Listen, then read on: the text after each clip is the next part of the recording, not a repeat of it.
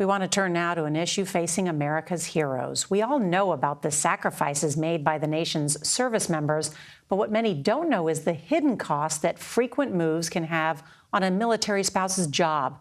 Earlier this year, President Biden signed a bill to cut through the red tape when it comes to transferring occupational licenses.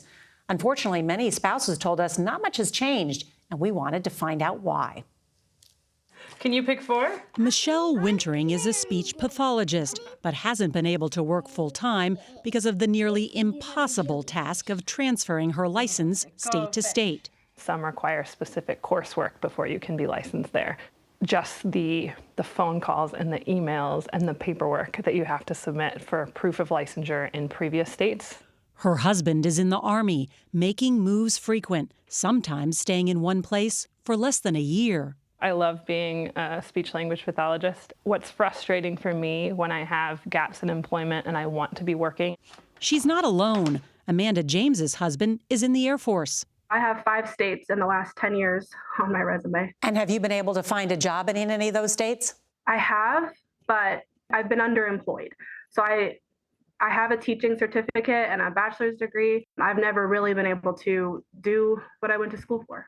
39% of active duty spouses need a license for their job. That's more than 130,000 people who face unemployment or underemployment. The ripple effect: qualified service members leave the military early, a national security risk as branches struggle to recruit. What financial impact has this had on your family?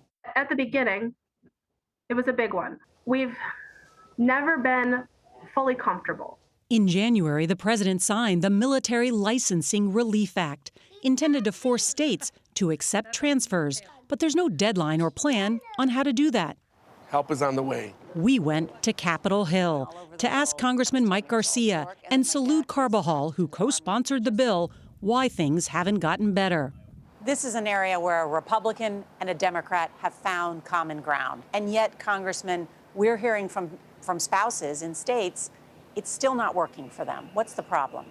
Well, I think we're trying to make sure that this bill puts in the framework that makes it work in a reciprocal way across the United States. It's still going to require states to work with our DOD to make sure that the program works effectively. And yet, so many spouses say they're still dealing with so much red tape on the state level. Why is that? The states are struggling with how to implement it, and for everything like this, with such a seismic change in the way they do business, there are going to be changes in the process, so we need to help them with that.